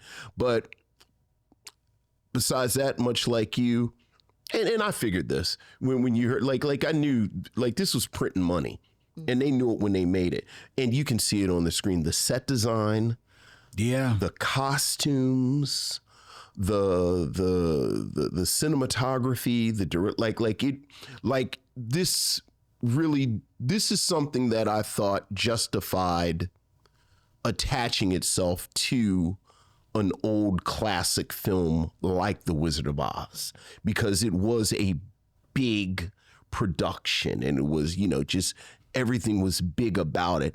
And I appreciate that just on the level of craft, just on the level of craft. So yeah, I 100% get it. Yeah, the details of it were beautiful. The library, the place where the books are, like, it was just beautiful. Like, there was so many, rare books, right, exactly. And so, seeing that and seeing how much time they put into it, and also knowing that they film both of them back to back. That feels unusual. I don't know how often that actually happens, where you film such a big movie and then you film the sequel at the same time, because they already knew. They're like, this is, this is going to be it. So whoever, really invested into everything, which I appreciate. And, I to your point about Ariana Grande, I do think she was amazing. I think that she's an amazing actress. She's an amazing singer. Like, I think people don't sometimes give her the credit because she is sort of flouncy and what have you. I am people. So okay, people such as yourself that don't give her that credit, because she's also done a lot of like poppy type stuff, right? And so, wasn't she like a Nickelodeon? Yes, Yep. she was 100%.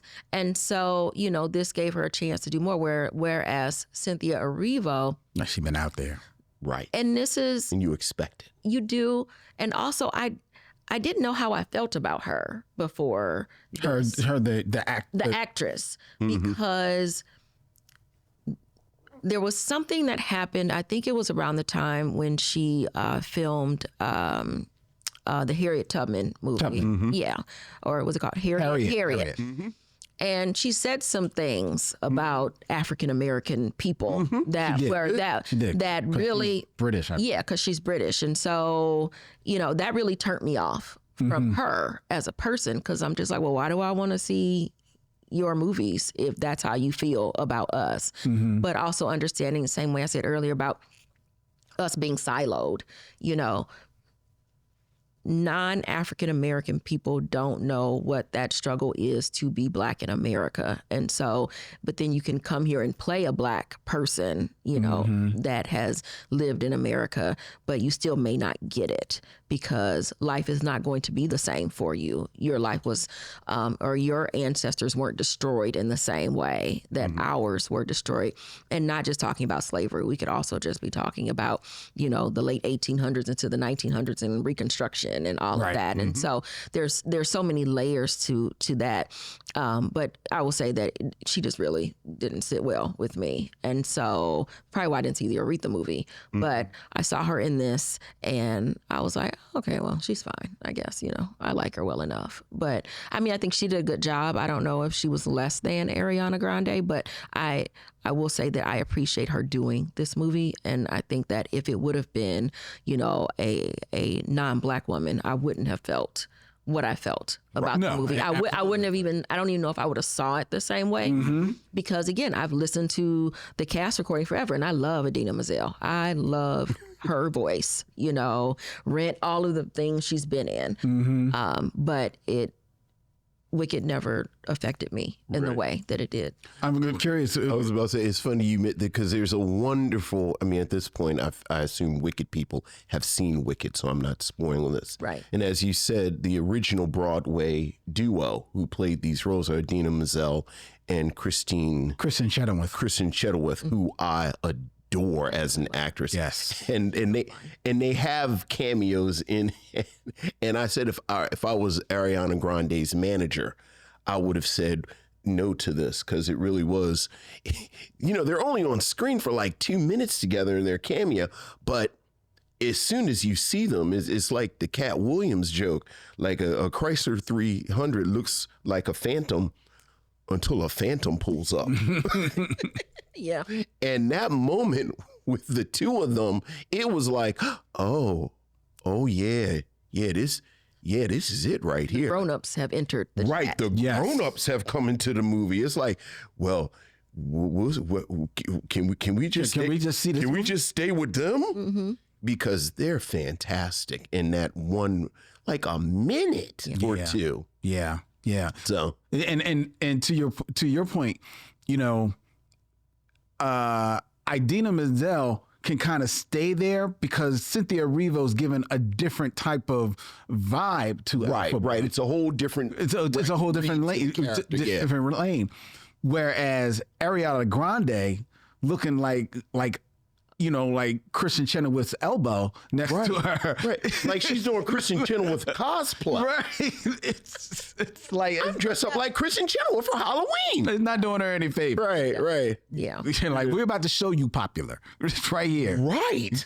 It's Kristen Chenoweth. Which was my favorite song. And, I do think Ariana Grande. He came in skipping to the studio. Oh, man. We're like, Vince, how you doing? I'm popular. I thought it was the best number in the film. I really did. I mean, she's swinging around, the chandelier and all of that. It's all, the choreography is great. Like, choreography is great. This just shows like when you really invest in a movie, what it can be. Yeah. Mm-hmm. Like, so it sets the bar so high. Yeah. And so if any other musicals turn into movies in this way, like the bar is just super, super high. The choreography is beautiful, but what also makes it work is that the choreography is being done on actual sets. Yeah. Because it would have been real easy, even though there is some CGI, it would have been real easy for them to just basically do just all big green screens and have them just on like a sound stage, like a decorated sound stage. But no, they talk about how they wanted to build some actual sets so that you had the scale of Oz, of Munchkin Land like it felt in 1939 when it was actual sets, actual buildings that you were walking, halls that you were walking into. And I think for me, that really helped sell the film because there's a part of me, especially because the movie, some of the music, especially even in the beginning and at the end, has a bit of the more contemporary movie tone to it as opposed to something adapted from Broadway. I think one of the reasons why you were saying like Defying Gravity doesn't really get over with for you, Vincent, in this film is because it sounds like a movie musical as opposed to the Broadway production of it that you would have on stage. And the film, when it starts off, some of the music has a little bit of that vibe, almost like the Hans Zimmer vibe to me in the beginning. So I was like, oh, where are we going with this? But then when you actually go to the actual sets and you see the people dancing in lands and then on the windows and everything like that, it's like, okay, all right, y'all build out the Broadway play the right way, and now I'm in this universe. I'm in this world. I'm just not watching a movie. I'm inside the play, and I really appreciated that. That's what got it over for me. Yeah. Here's something, I don't know where this fits into this conversation, but I took note of it because, obviously this is part one, and part of the job of part one is to sell you on part two. And the two things that kind of made me go, okay, I'll watch, Jeff Goldblum comes in at the end and you assume he's going to be much more present in the second part. And, always time for Jeff Goldblum. Again, spoiler, Michelle Yeoh has a role throughout the film, but then there's a turn at the end. And I love evil Michelle Yeoh.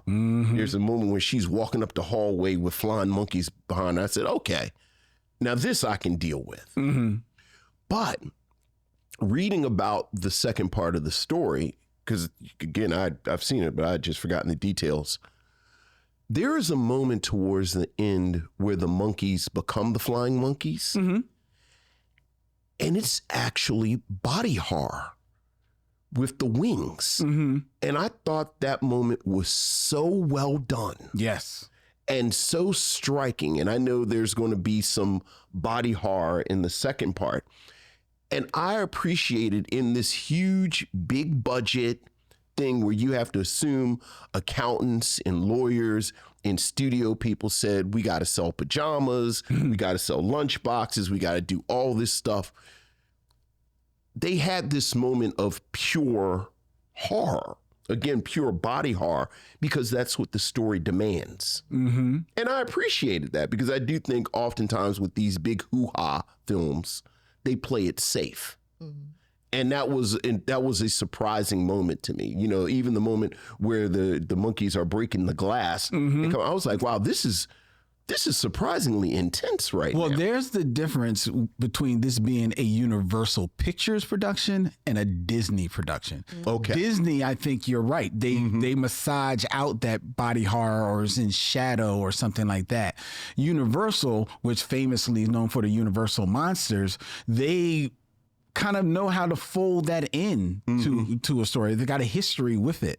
And they're not afraid of marrying the two because while this is definitely for a family, they recognize this is a family of all ages. And if scares the little kids, the parents are going to be right there for them. And you're just going to have to deal with little Billy's nightmares for the next 2 weeks. That's all. Yeah. He'll be fine.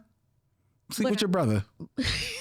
Or not. That's what therapy's for. But exactly. But also, and I haven't read the books. I started the first book in the Wicked series. And just in the first couple of chapters, it's really gory. And I've heard that it's really, really dark. And so I was actually like, oh, do I have time to read a book before so I can layer that into this conversation? But I didn't have time for that.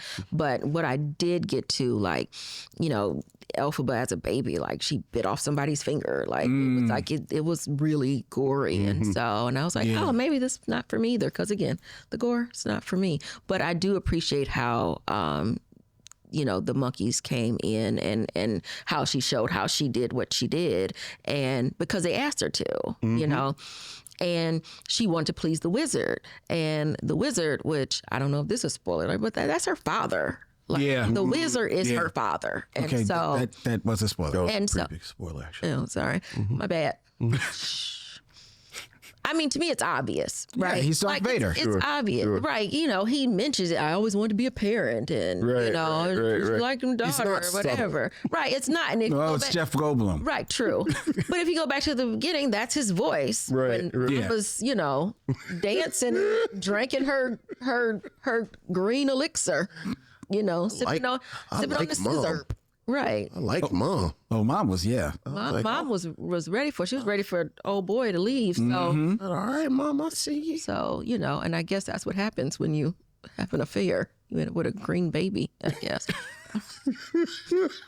That's how the sinning is uncovered. That's how it works. But what I always wondered is, did the father know that wasn't his child, or did he assume that Something she was went just wrong. something went wrong, or did he treat her that way, not just because she's green, but also because your mama was, Right. stepping out? I don't know. I don't remember that detail. I don't know. I mean, they didn't say. They don't. but They don't say, and I thought maybe it would come up in the second part. well, it's not really a talking point in the stage play, right? And I didn't read the book. It probably does spell it out more in the book. And famously, even from the original Wizard of Oz series, those series of books by Frank Baum, those were a lot darker than what the Wizard of Oz film was. So they historically has, they massage the adaptations for a wider audience. But I don't know whether or not Dad knew or not. I want to think that in the movie, not in the stage play, but in the movie, he gave his baby to a bear. So It's also true. maybe he knew, maybe he didn't know. The bear was a nanny, so there's that. The bear was a nanny. The bear- man. So he had qualifications. The bear was a nanny. Dosey Bear had qualifications. That's true. It wasn't just some random Berenstein bear in the forest. It's not like you gave him to Michael Jackson and said, let's go in the cave. Michael Jackson, take my baby. Never mind. I'm going to give it to the bear. I'm going to give it to the bear. The bear was very loving, though. It was a Bear was very Much more loving than the parent, for sure. Yeah. most certainly. I mean, even the mom didn't even say anything when he said, take it away. Yeah. She said nothing. Because Mom knew. Okay, but still, it's still her child, even if it came from lust. It was still her child. It's a love child. That was her love child. That's right. She rolling around with a traveling salesman. Right? Drinking the green elixir. Green elixir. Like, whoa. Whoa, indeed. All right. Okay, but before we, because it's getting a little late, let's ask and answer the question, is Wicked a black film? I've thought a lot about this question, obviously. I think that this version, this movie, Wicked, feels like a black film because it lends to the black experience historically and in current times. And I feel like if you just pay attention in that way, it very much lends itself to being a story of the black experience. So I'm going to say yes. Vincent? I'll go along with that. I'm not going to fight that hard for it as a black film, but I do think, again, Meaning that if somebody argued that it's not.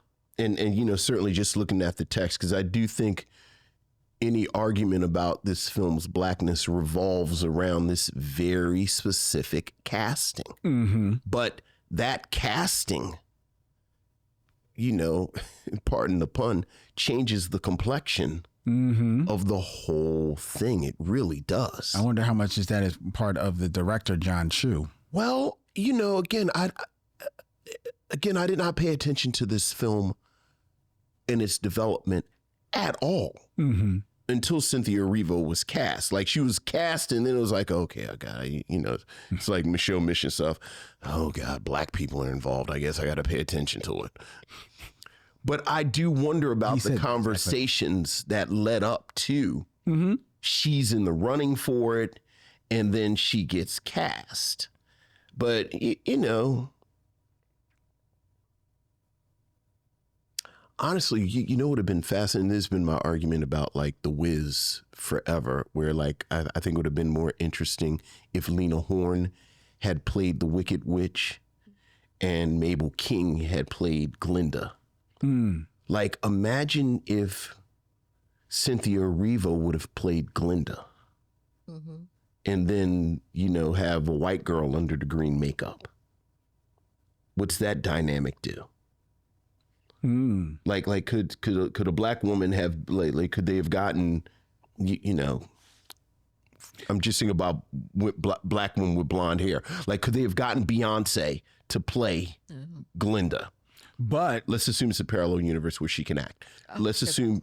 I know, but like, you see what I'm saying? No, I was going to say, you're right, because then the question is, you're not necessarily seeing it as a black movie, right? You know, exactly. That's what I'm saying. I'm moving the pieces around. Yeah. Because certainly, if a white woman is playing Elphaba, it's not a black movie, right? But it really is this specific alchemy of the two of them that I think it is. I think it works as a black movie. And you? Oh, I thought it was a black woman movie when I saw that Cynthia Erivo was cast. I was like, oh, we're going to be reviewing this. This is a black film. If for no other reason, because she is in the lead of this film. That has been enough in our criteria in the history of the Micheaux mission. Now, does history, will they see this as a black film? I think if you haven't seen it, outside eyes, like, I don't know if that's a black film. It's about the Wizard of Oz. I don't know, you know. But if you watch it and really see what the text is telling you, I think it's undeniably a black film. Now, what I am fascinated about going forward, because you said you liked the music, had you seen it on stage? I actually was one of the few that I had not seen on stage. Wow, really? Yeah. So I am curious, but you did see it on stage. Yes, I did. So, like, I am wondering about that dynamic. Like, I saw it on stage with the all-white cast, and now I've seen the movie. And how does that affect your... Well, I would say I've seen enough of, like, because I had listened to the music, so I knew who the characters were and I knew who played them, that it never crossed my mind to think about it as skin color, besides it just being she's green, right? It never crossed my mind to think about how people are treating her because she's green, because of her skin tone, but more or less just because she's a witch. But also, I hadn't seen the context around the songs, right? And so I think that's the other thing about this movie is that even people I think who don't love musicals could get down with this because there's enough space between songs. It isn't song after song after song. Yes, there is. It wasn't like all of a sudden we're just singing for no reason. It actually feels like it fits. But I think that also thinking about in the beginning, there are the posters of Elphaba, the propaganda, and they look nothing like her. Of course not. Of course not. And so it just made me think about caricatures of black people, you know, or in blackface or whatever, and how evil they are, you know, out to get the white ladies or whatever it is, you know, black men we're going to do, and, you know, whatever that is. And so that also led to, you know, me thinking about this through the lens of a black person and as a black woman and being misconstrued as something that I'm not because of how I look and not for who I am.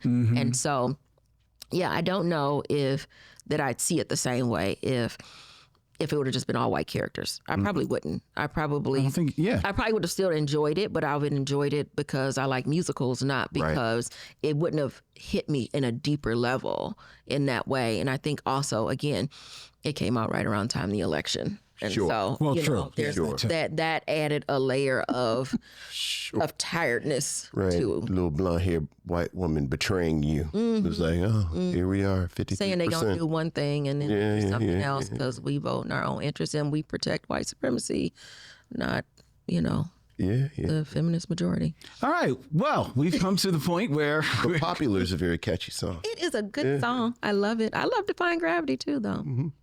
Would you recommend that people see Wicked? Oh, yes. Oh, yes. All 2 hours and 45 minutes of it. Watch it. It's a lot. You know what? Our attention spans have gotten shorter over the years, so we need something that grounds us, keeps us still. This and Club Shay Shay, you could just sit still for a couple hours. This and Club Shay Shay. Wow, I didn't see that comparison. His shows are super long, sometimes longer than they need to be. But there's a lot happening there. But folks are sitting still for it. So I believe in people that we can sit still for a couple of hours and watch something. Yeah. So yes, I recommend it. Vincent? I think the pluses outweigh the minuses. I do think they're a fair amount. I do think it's really long, but I do think there's enough in there to kind of keep you there. So I fall on the side of I would recommend it. Must be a lot of pluses because this is real long and it's part one. So let's remember that. Yeah, but I think part two is where it gets really bananas. It does. Like I actually don't know if part two is going to be black because it's just bananas. Well, I don't think part two is going to be necessarily as black, but it'll be interesting because it'll still be Cynthia Erivo. So so the subtext will be there. Sure. But this is not much of a spoiler alert, but part two takes place kind of like in the same time of the actual story of the Wizard of Oz. Nessa Rose in them pretty shoes. Yeah. So this so that'll actually be interesting. That'll actually be very interesting and actually real fun to take on. I'm actually looking forward to it. So yes, I would recommend that people see Wicked. And if you're watching on streaming, you have no choice because you've bought it. So don't even get me started on that. Why couldn't you come in March? Not the same. I in March. Because we could have rented it. Oh, I didn't know that. Well, I offered to see if you wanted to do a love story since it was Valentine's week, but y'all said no. So y'all wanted to see it. Y'all wanted to buy it. You just want to use me as a fall guy, but y'all want it. Now you have it forever. Now we have it forever. Oh. We do. We're wicked together. Yay. Now we'll be wicked for good for the next. Look at you. It's like she ain't got a podcast. You know what you're doing. All right, ladies. Erica, thank you so much for doing this. Thank you. Thank you. This was so much fun. I knew it would be fun. Glad. And I'm really excited to be here. So this was great. Yeah. This was great. Dope. All right. We'll have to come for some sticky note conversation. I hope you will, because I have lots of questions for you guys. Lots and lots of questions. All right. We're down for that. That's right. All right. Before we tell you what we're going to be reviewing next week and our special guest next week, we invite you to let us know what you thought of our review of Wicked. If you have anything to say to us, have anything to say to Erica, email us at micheauxmission@gmail.com. That's MICHEAUX MISSION@gmail.com. The Micheaux Mission is also a proud member of The Podglomerate. They make podcast work such as ours, which is streamed every Tuesday night at 7 p.m. right here from Young Junk, Philadelphia's premier video podcast palace. If you want to book yourself in one of the beautiful studios that they have here available for your podcasting, then get in touch with our man Dylan at youngjunk.com. That's DYLAN at youngjunk.com. The Micheaux Mission is also on your favorite social media, and you can find us at Micheaux Mission. That means Instagram, that means Facebook, and of course, that means YouTube, where you can hit the bell, subscribe, and be advised when we go live, when we put up our videos, and you can join all of the missionaries that are in the chat. The Micheaux Mission is also a podcast available on Apple Podcasts, Spotify, and everywhere that you find podcasts. We actually release 2 episodes each week on Tuesdays, such as today. We release Mission Logs, the best of the Micheaux Mission, where we're in the midst of the Micheaux Mystic Connection. Today, Vincent, we actually posted our review of Strictly Business with Dorian and Simone Missick. Good time. It was done live in Brooklyn. And this episode, our review of Wicked with our good friend, Erica Washington, the best Washington, will be available for your streaming pleasure via as an audio podcast come Thursday morning. All right?